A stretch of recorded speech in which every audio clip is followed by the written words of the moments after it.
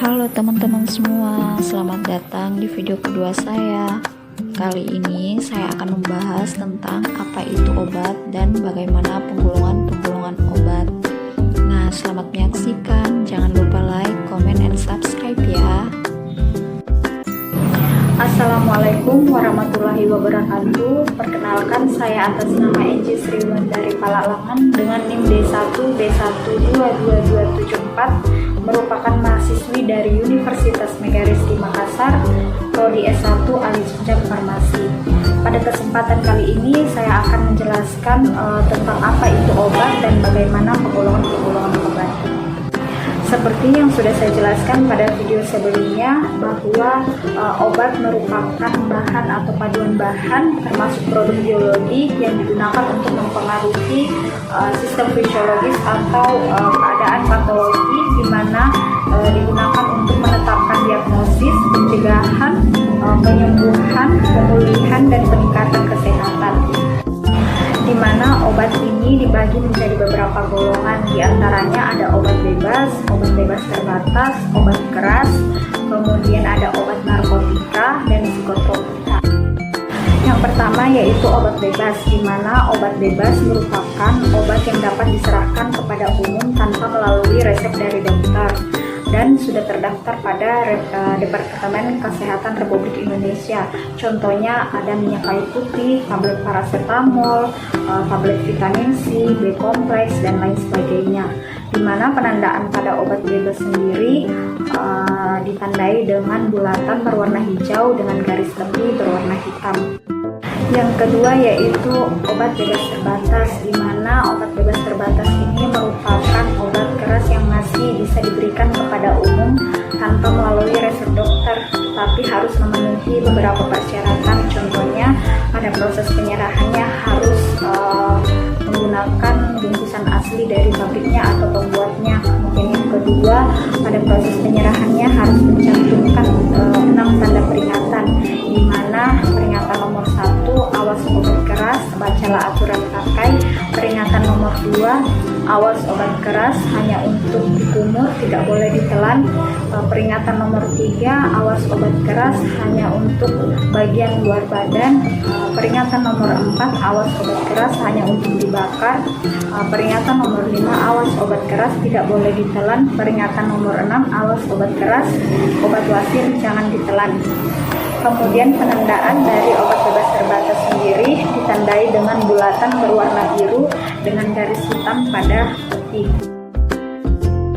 Yang ketiga yaitu obat keras, di mana obat keras merupakan obat-obat yang hanya boleh diserahkan dengan resep dokter, di mana penandaan dari obat keras yaitu berupa lingkaran bulat berwarna merah dengan garis tepi hitam dengan huruf K menyentuh garis tepi. Contoh dari obat keras yaitu amoxicillin, piroxicam, meloxicam, simvastatin, captopril, dan lain sebagainya. Golongan yang keempat yaitu golongan narkotika, di mana narkotika merupakan zat atau bahan yang berasal dari tanaman atau bukan tanaman, baik sintesis maupun semi-sintesis, yang dapat menyebabkan penurunan atau perubahan kesadaran, hilangnya rasa, dapat menghilangkan rasa nyeri, dan dapat menyebabkan ketergantungan. Narkotika ini terdiri dari 3 golongan, di mana golongan pertama dapat digunakan dalam pengembangan ilmu pengetahuan dan tidak digunakan dalam terapi, contohnya heroin, kokain, ganja, opium, dan lain sebagainya. Kemudian golongan yang kedua ini dapat digunakan atau dapat berkhasiat sebagai pengobatan, tetapi digunakan sebagai pilihan terakhir dan dapat menyebabkan ketergantungan yang cukup tinggi, di mana contohnya itu ada petidin, fentanyl, dan lain sebagainya. Kemudian golongan yang terakhir itu ada golongan ketiga, di mana golongan ini memiliki daya adiktif yang ringan, tetapi juga dapat berhasil sebagai pengobatan atau dalam terapi. Contohnya itu ada etilmorfin, nikotidin, dan lain sebagainya. Penandaan dari narkotika sendiri itu ditandai dengan lingkaran bulat dengan palang merah di dalamnya. Obat ini diperlukan pengawasan yang sangat ketat serta hanya dapat diperoleh di apotek atau rumah sakit dengan adanya resep dari dokter. Yang kelima yaitu golongan psikotropika, di mana psikotropika adalah zat atau obat baik sintesis maupun alamiah yang berkhasiat psikoaktif melalui pengaruh selektif susunan saraf pusat yang dapat menyebabkan perubahan mental dan perilaku. Psikotropika ini terdiri dari 4 golongan, di mana golongan yang pertama dapat digunakan dalam pengembangan ilmu pengetahuan dan tidak dapat digunakan dalam terapi. Contohnya meskalina dan katinona. Golongan kedua dapat berkhasiat dalam pengobatan atau dalam terapi serta dapat digunakan dalam pengembangan ilmu pengetahuan dan dapat menyebabkan atau memiliki potensi yang tinggi menyebabkan ketergantungan. Contohnya sekobarbital dan lain sebagainya.